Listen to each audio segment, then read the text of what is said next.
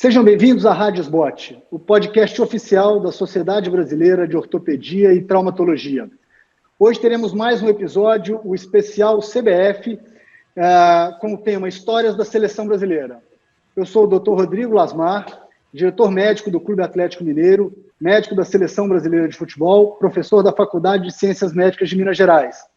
Irei entrevistar o Dr. Neylor Passi Lasmar, professor titular da Faculdade de Ciências Médicas de Minas Gerais, médico do Clube Atlético Mineiro de 1975 a 2000, também médico do Cruzeiro de 68 a 75, médico da Seleção Brasileira de Futebol de 80 a 86, nas Copas de 82 e 86, autor do livro Medicina do Esporte. Também iremos entrevistar o Dr. José Luiz Runco, médico do Clube de Regatas Flamengo de 1998 a 2015, médico da Seleção Brasileira de Futebol de 98 a 2014, participou de 4 Copas do Mundo, das quais eu tive o prazer de acompanhá-lo. Então, acho que esse vai ser um bate-papo muito interessante, nós temos muitas histórias, muitas coisas interessantes para o nosso ortopedista brasileiro. Vou começar, então, com você, pai. Primeiro, é um grande orgulho, né, estar aqui com 2 referências, 2 pessoas que marcaram a medicina esportiva, o futebol brasileiro, e felizmente eu tive a oportunidade de conviver com os 2, um dentro de casa, na intimidade, desde pequeno, e o outro na seleção brasileira, nessas oportunidades de Copas do Mundo, e pude aprender bastante. Isso me ajudou a formar a minha carreira, a minha visão de médico do futebol. Então, vamos lá, pai. Primeiro, começando aqui, você, né, que viveu uma medicina esportiva numa época tão diferente da atual. Me conta aqui, o que foi a seleção brasileira na sua trajetória profissional? Bom, a seleção brasileira marcou muito a minha vida profissional. Nunca, naquela época, tinha um médico fora do Rio de Janeiro e de São Paulo.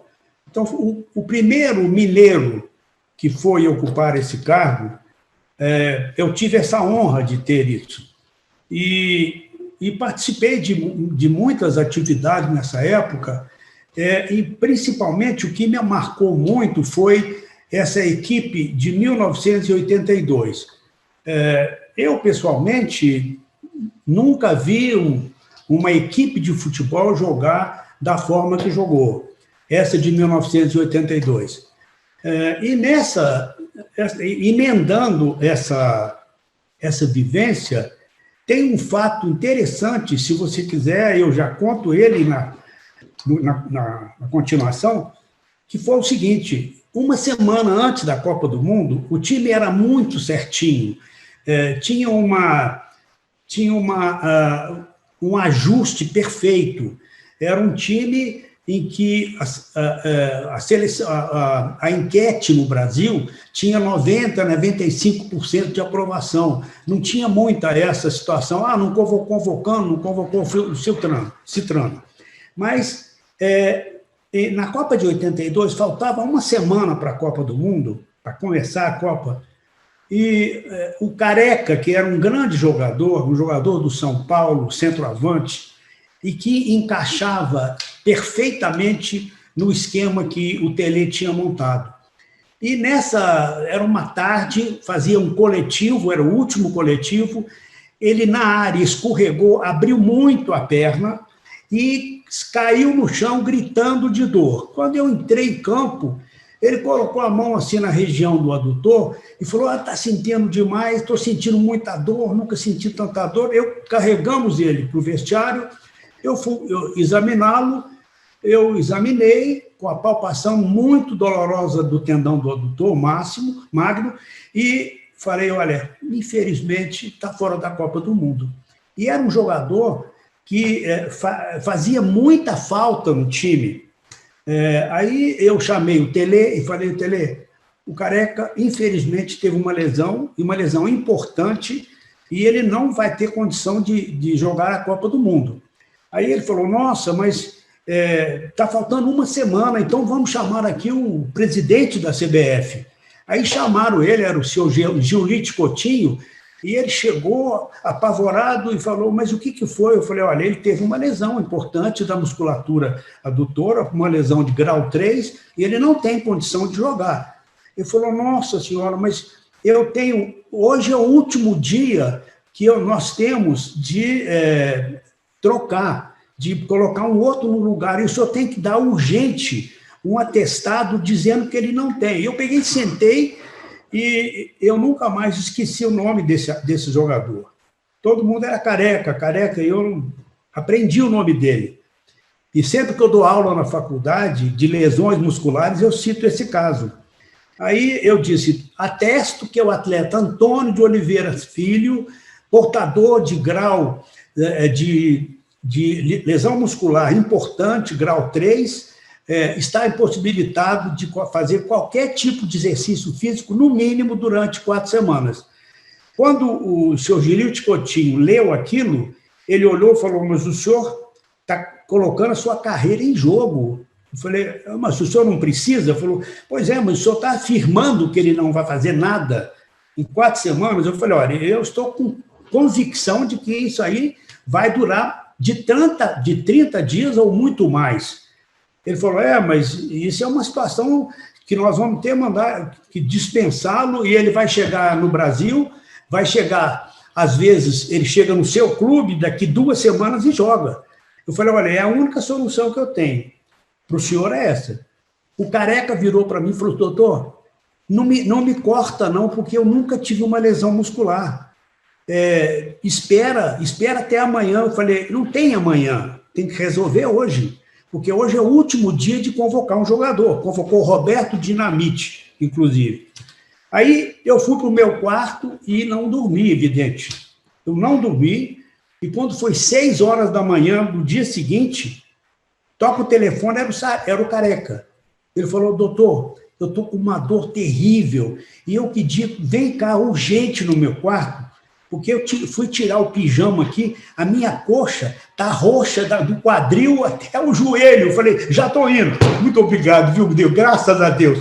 E ele teve quase 3 meses sem jogar. Agora, hoje, o que eu queria contar esse caso é porque hoje você tem ressonância, te dá o grau, te dá a medida, te dá o edema, te dá a hemorragia. Naquela época não tinha nada. Naquela época tinha a mão do ortopedista. E, graças a Deus, isso aconteceu na minha vida, marcou muito, e eu achei até que, naquela época, o Careca ficou assim meio... não gostou muito da minha atitude, mas isso antes. Depois de 3 meses, ele me ligou e falou, doutor, o senhor tinha toda a razão.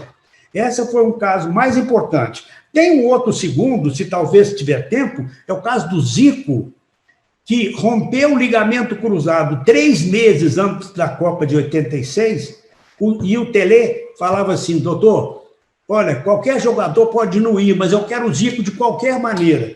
Então, nós fizemos um programa, o Ronco conhece, sabe dessa história, fizemos um programa, ele fez uma estabilização muscular, um reequilíbrio muscular, ele tem uma musculatura muito boa, e conseguiu ir à Copa de 86 sem o ligamento cruzado. Ele jogou toda a Copa de 86 sem ligamento cruzado anterior.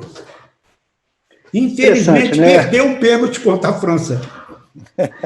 Essa história, eu tinha 14 anos na Copa de 86 e eu me lembro, é uma das coisas que me marcou muito, foi a dedicação do Zico. Eu fiquei, né, dentro da concentração, eu via os jogadores todo dia, eu via o Zico lá na academia, fazendo reforço muscular todo dia, ele passava lá 2 horas na academia, antes dos treinos, para fazer o trabalho de reforço, de equilíbrio, para tentar conseguir jogar a Copa sem o ligamento, que naquela época, se ele operasse, ele não tinha tempo hábil para se recuperar, ele acabou sendo operado depois da Copa. Agora, Ronco, e você, Ronco, conta pra gente aqui, me conta qual que foi a decisão, né, a conduta médica mais difícil na seleção brasileira que você enfrentou e o que envolveu isso na ocasião. Ô, Rodrigo, uma situação não tão grave quanto a do Neylor, porque eu já vivia uma outra fase, que era a fase de poder falar as coisas e comprovar, mas também delicada, porque na Copa do Mundo de 2002, e você estava lá, você lembra disso? Num treinamento que, na verdade, era um treinamento de relaxamento, porque era um treinamento véspera do jogo, que nós chamamos pontualmente de rachão, que hoje até tiraram isso, até chato a gente saber que tiraram, era tão bom no nosso tempo. E o Filipão, naquele momento, pensou o seguinte: gente, se eu tiver um problema de goleiro e eu não puder fazer mais substituição, como é que eu faço? E aí ele ponderou para os rapazes, e de um lado foi o Belletti, que disse que tinha jeito para o gol, e do outro lado foi o Emerson, capitão da equipe, bom lembrar. E o Emerson foi fazer uma defesa no rachão, e ele fez uma defesa bonita até, só que a defesa lhe custou um ombro luxado. Um ombro luxado, e isso comprometeu, e nós tivemos que cortar o Emerson, capitão da equipe, homem de confiança do treinador. Primeira vez que eu trabalhava com o Filipão, nunca tinha trabalhado com o Filipão. Era uma pessoa que não me conhecia, não sabia da minha maneira de trabalhar. E nós tivemos um trabalho muito grande, você teve uma participação muito boa, porque no momento em que eu fui, aí sim, nós reduzimos e fomos levar o Emerson para fazer a imagem, já naquela época nós tínhamos uma imagem, você teve que convencer o resto do grupo. Eu me lembro. A turma, o goleiro, o Dida, tinha tido, e provavelmente devia ter tido uma cromio-clavicular, grau 1, uma coisa desse tipo, e ele cismou que, não, mas ele tem condições, eu tive isso, e você segurou a barra, porque eu estava lá, e nós tínhamos nada mais, nada menos que 15 minutos para justificar o corte para que ele pudesse ser substituído. Para as pessoas entenderem, numa Copa do Mundo, você tem até 24 horas antes de você estrear o direito de fazer uma substituição por medidas médicas. Depois que a Copa do Mundo começa, você não tem como fazer mais substituição por medidas médicas. E por causa disso que a FIFA liberou de umas Copas anteriores, talvez, se não me falha a memória, de 98, 3 goleiros. Porque aí não tem aquela opção, mas se goleiro machucar, não. Aí leva 3 goleiros. E nós tínhamos que decidir isso. Foi uma decisão muito difícil. Na época também, como o Neilo comentou, o Emerson ficou com certeza chateado. Ainda tivemos que teve um médico do Roma que andou falando umas besteiras que ele poderia jogar, mas foi uma situação complicada e que nós conseguimos resolver. Aquilo me marcou muito em relação à Copa do Mundo. E a outra situação nessa Copa, que também foi muito interessante, foi o oposto, foi nós darmos condição ao Rivaldo para jogar.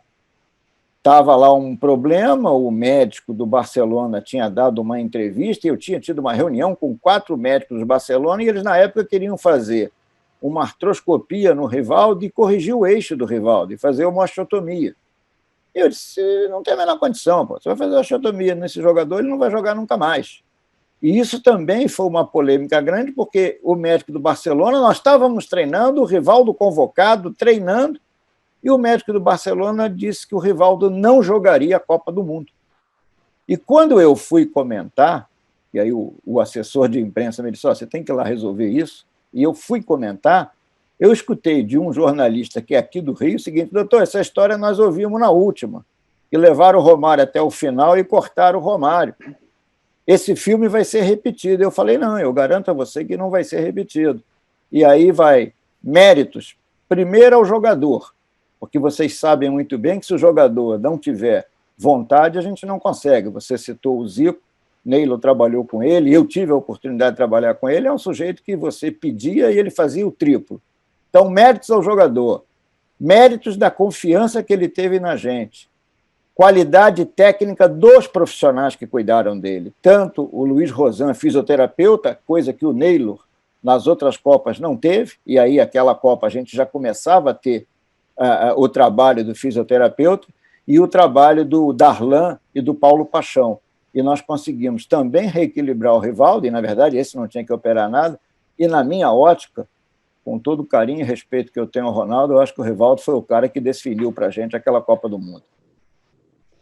É interessante, né? A gente, quando faz um paralelo aí, do que acontecia em 82 para o que veio acontecer em 2002, né, 20 anos depois, é bem interessante. A história do diagnóstico sem métodos de imagem, a ressonância na época não era um método que era né, viável, se fazia para diagnóstico, dificuldade mesmo do ultrassom, e hoje a facilidade, né, que nós temos de métodos de diagnóstico, de ferramentas, hoje em dia a gente tem a possibilidade até de ter ultrassonografia dentro do CT, dentro da comissão técnica, ultrassom portáteis, até dentro do vestiário. Então, isso facilita, mas eu acho que a gente pode aproveitar esse gancho, né? Você viveu isso também, que essas ferramentas todas, elas vêm para nos ajudar, e elas não podem ser superadas pelo exame clínico bem feito, pela anamnese bem feita, pela decisão do médico, da experiência dele, conhecendo o jogador, conhecendo a demanda do que é o médico de futebol, porque isso tudo, muitas vezes, que pode ajudar, pode acabar atrapalhando, e o médico, muitas vezes, pode acabar sendo vítima, né, dessa parafernália toda. Hoje em dia, a gente tem CK, a gente tem termografia, a gente tem GPS. Então, assim, é muita coisa. Claro que o mundo evolui, a gente tem que saber usar isso da maneira positiva, mas o trabalho e a experiência e a vivência do médico, aliada a essas ferramentas, aí sim você pode ter uma coisa positiva. A gente tem que tomar muito cuidado em ter uma conduta médica bem estabelecida e os princípios que a gente sempre divulga tanto, né, que é o exame médico bem feito, o exame clínico, conhecer o nosso atleta e essa interação, essa confiança entre o médico, no caso o médico do esporte, que é quem está no dia a dia com o jogador, e o jogador é fundamental, né? Eu acho que você está tocando num ponto, Rodrigo, e o Neilo acho que pode nos ajudar pela experiência dele. Eu não consigo entender um médico que trabalha em futebol e que dá a seguinte entrevista: vamos fazer a ressonância e vamos ver o que tem lá. Não, eu tenho que pedir uma ressonância, pelo menos com uma hipótese diagnóstica. Se tiver mais alguma coisa, aí sim. Mas você tem que sair, na hora que você vai dar uma entrevista, não, esse cara deve ter uma lesão Y, X ou Z, e eu vou complementar. Você não pode dar o título para a ressonância, definir a sua vida só a ressonância. Você tem que examinar. Isso é uma coisa que a gente bateu muito, você nos acompanhou, e eu tenho certeza que o Neilo também vai concordar, porque ele também passou isso para todos nós. A imagem, né, Runco? Só complementando um pouquinho, a imagem, eu acho que ela vem pontuar a gravidade de uma lesão, se existe alguma lesão associada, para você ter talvez uma assertividade maior, né, uma precisão maior em termos de retorno ao esporte. Mas o diagnóstico, ele, na grande maioria das vezes, ele é um diagnóstico clínico. A ressonância complementa, né, a nossa suspeita e nos dá mais dados, realmente, claro, para poder associar outras possibilidades. Inclusive, o Runco tem toda a razão.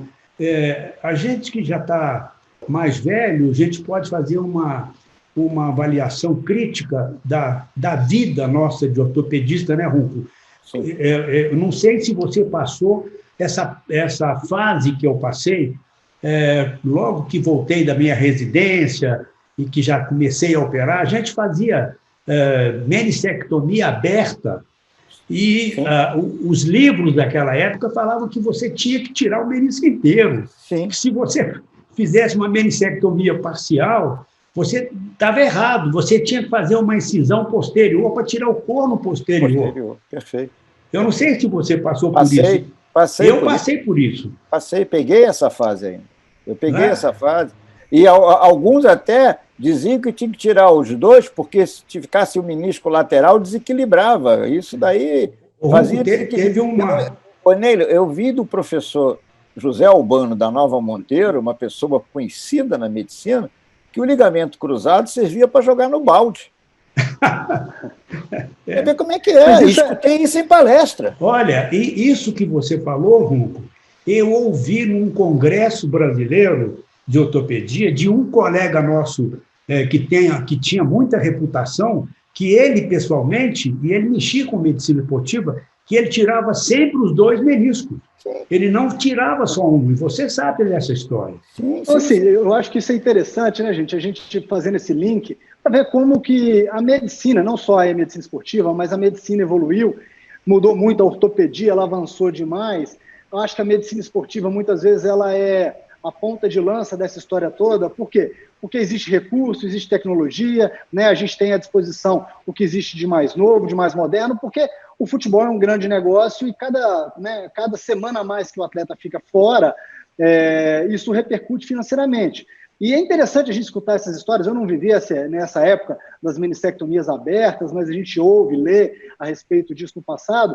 Mas é interessante a gente ver como isso tudo evoluiu, né? Como é legal a gente escutar, eu um pouco mais novo, como é legal escutar vocês contando que antigamente se abria, fazia uma menissectomia aberta, tirava os 2 meniscos, e hoje vocês dois fazem uma artroscopia, tiram o mínimo possível do menisco, tentam preservar, tentam manter a estrutura articular, porque a gente viu, né, a evolução da medicina esportiva, e a gente vê hoje, com muita felicidade, atletas que chegam aos seus 40 anos em condições de jogar, atletas que se cuidam, o que mostra que a prevenção, o cuidado e a medicina esportiva, né, permitiu com que esses atletas tivessem uma carreira tão longa, jogassem tanto tempo, né? Na sua época, pai, era comum, né? A gente escutou muito esses casos de atletas que paravam de jogar porque rompiam o cruzado, não conseguiam voltar, ou de um atleta que tinha algum problema, tirava o menisco precocemente e se encerrava a carreira com 20 e poucos anos.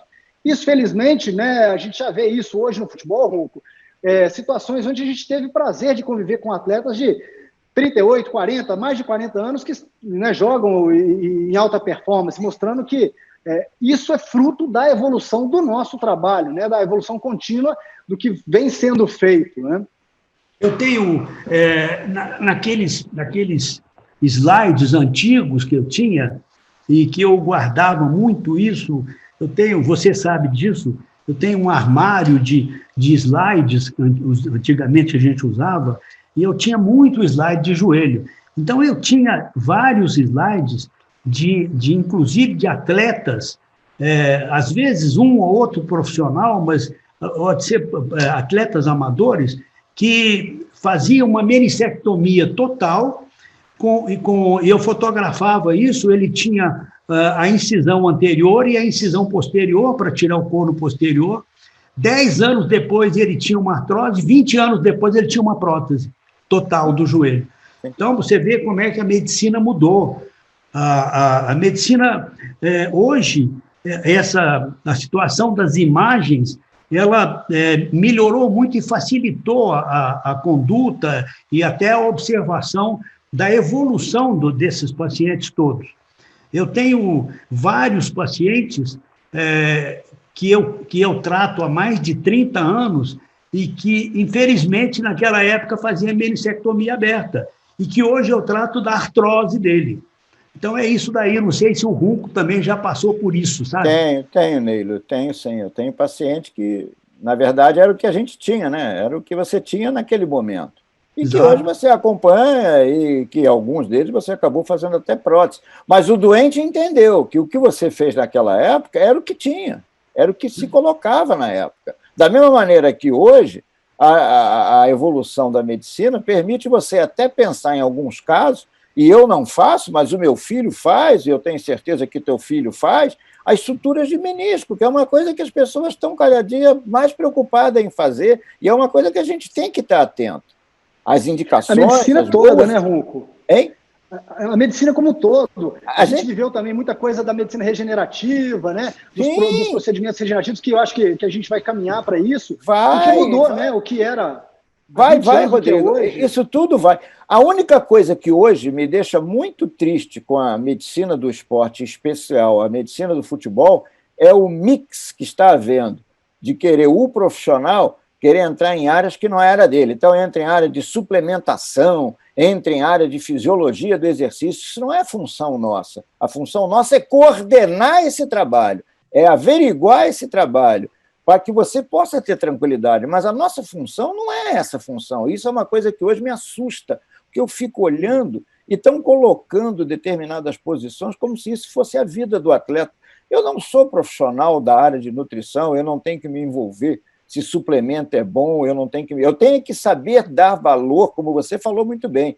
O exame X é bom, esse exame vai complementar, mas nem sempre esse exame vai decidir. E o Neila sabe disso, você também sabe bem. Nós que trabalhamos direto, principalmente com o treinador, O sujeito que tem a cabeça mais travada no mundo é treinador de futebol. A cabeça do cara está sempre enrolada. Se você não souber passar o mínimo possível de informação e dar a ele o máximo de tranquilidade, a coisa não anda. Você citou um caso aí, isso é rápido. Ronco, você citou um caso aí de um colega que indicou uma osteotomia no Rivaldo.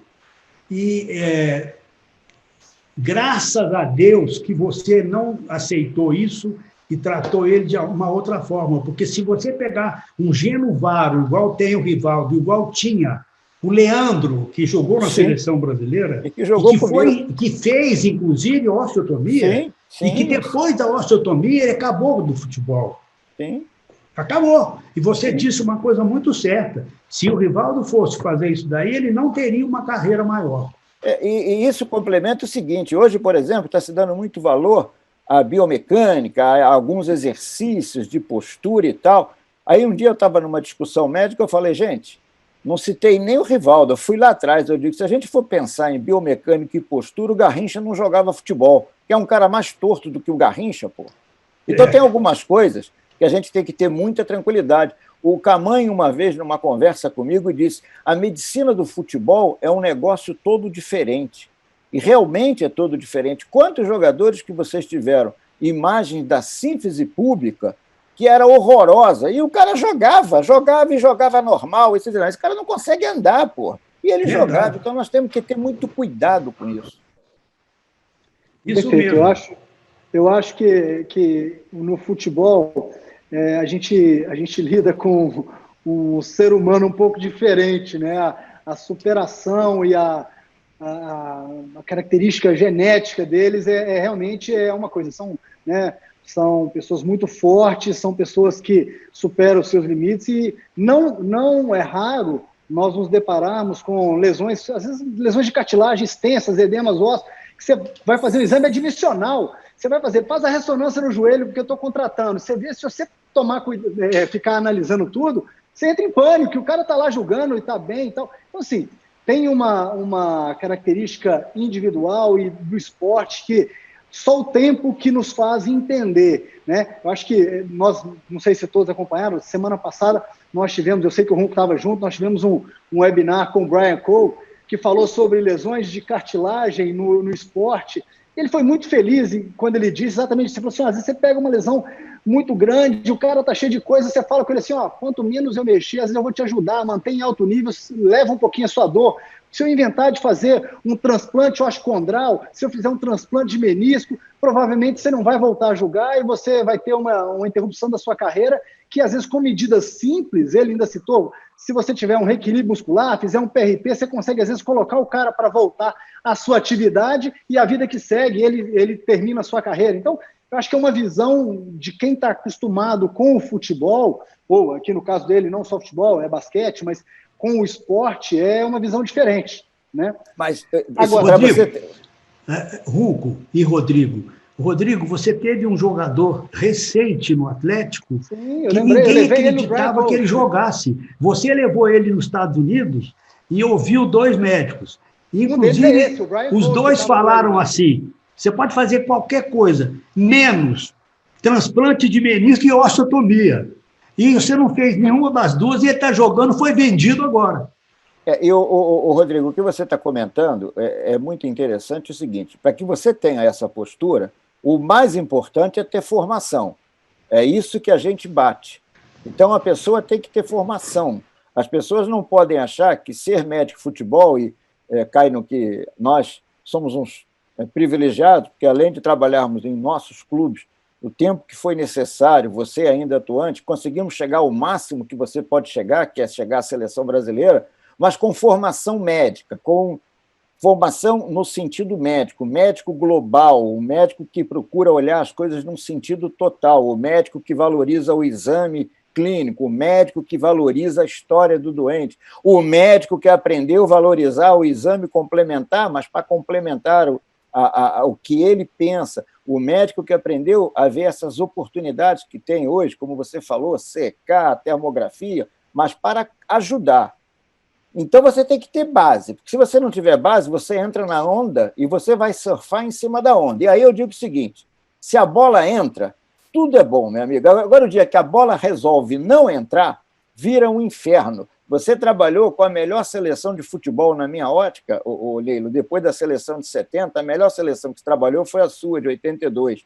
Vocês fizeram tudo certo. A bola não entrou, amigo. A bola não entrou, então tudo é desgraça. Nós fomos a uma Copa de 2006, nas 4 que eu fui, com o time que, com certeza, era o time mais consagrado e mais qualificado. A bola não entrou, tudo vira uma desgraça. Então, tem muito desse lado também para a gente colocar. Comparando um pouquinho, como é que era em 82, pai, a comissão técnica? Fala para a gente um pouquinho, rapidamente, quais eram os profissionais que tinham na comissão técnica diretamente ali trabalhando com o Tele, que era o treinador? Era o Tele, 82, era o Tele, o auxiliar técnico dele, que era o Vavá, o preparador, tinham 2 preparadores físicos, era o Gilberto Tim e o Moraci, e eu de médico e só. Não tinha fisioterapeuta, tinha massagista, mas não tinha fisioterapeuta, não tinha mais nada.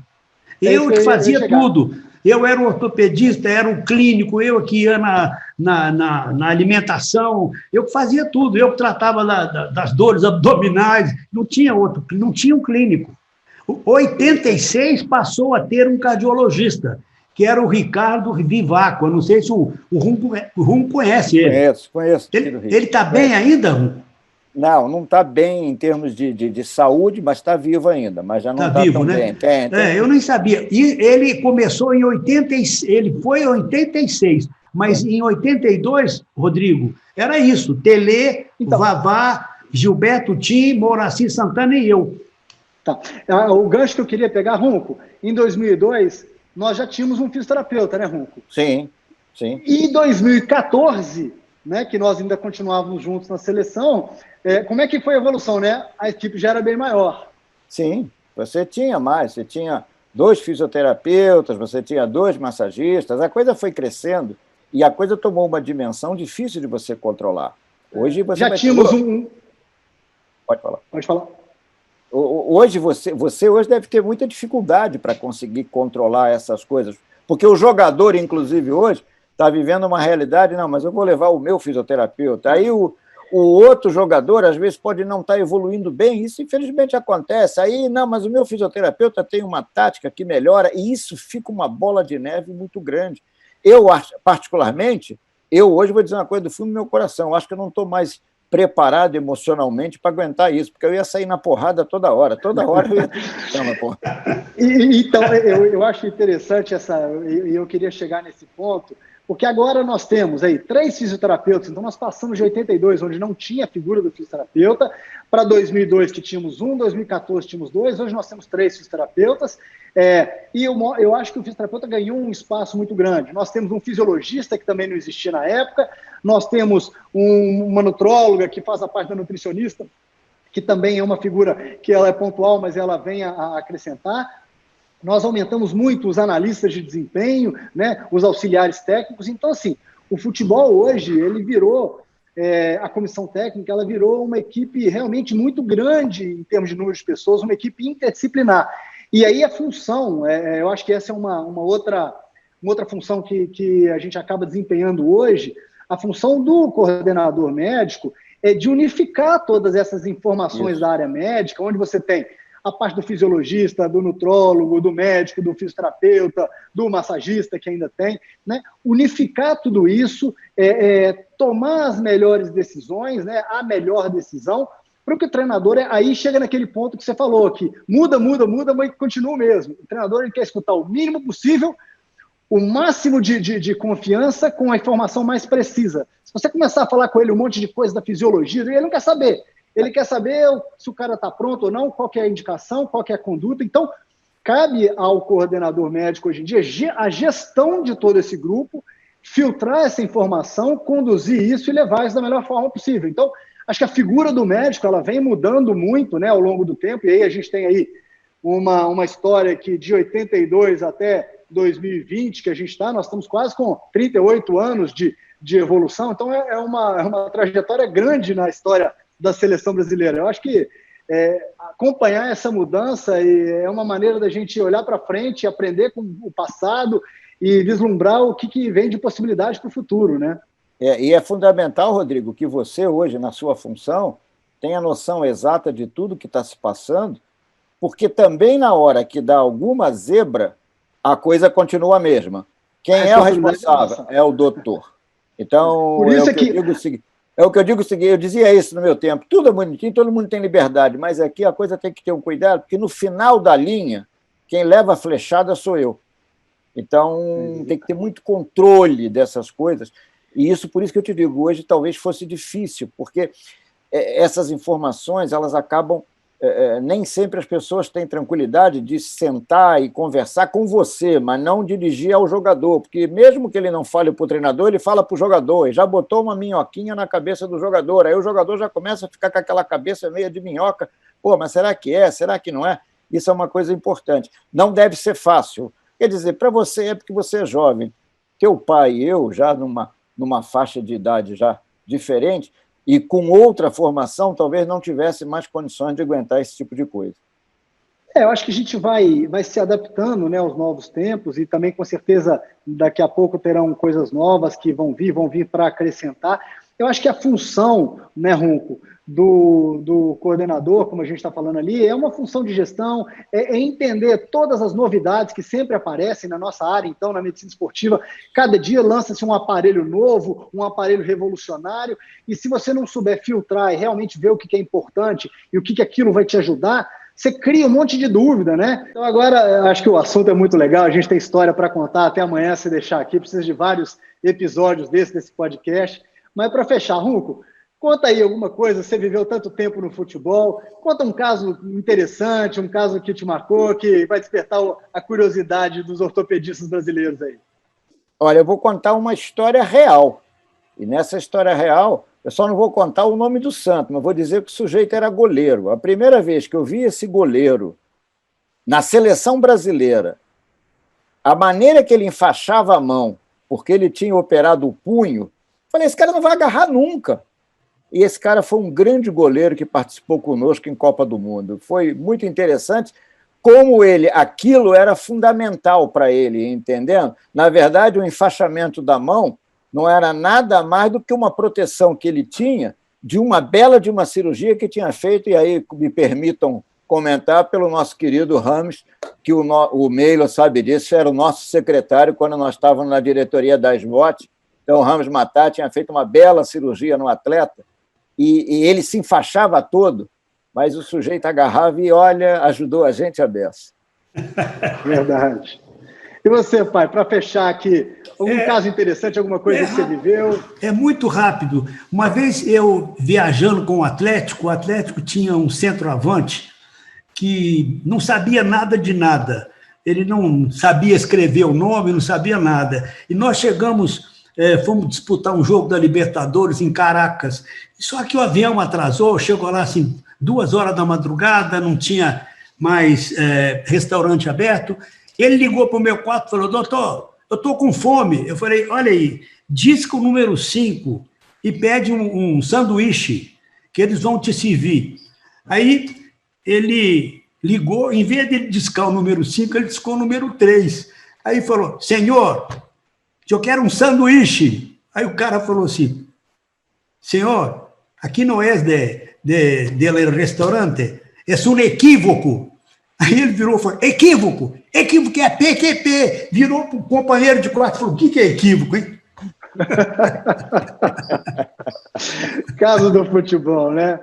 Pessoal, foi um grande prazer aí ter 2 referências, 2 histórias, né, ambulantes aí da seleção brasileira, do futebol brasileiro, e eu me sinto realmente lisonjeado e uma pessoa que teve uma grande oportunidade de conviver e aprender tanto com esses 2 monstros aí. É um grande prazer, foi um prazer participar de mais esse podcast aqui da Rádio SBOT, podcast oficial da Sociedade Brasileira de Ortopedia e Traumatologia. Lembrando a você que todas as edições estão disponíveis no site www.sbot.org.br e também nas principais plataformas de streaming. nos vemos no próximo episódio, ok? Até lá.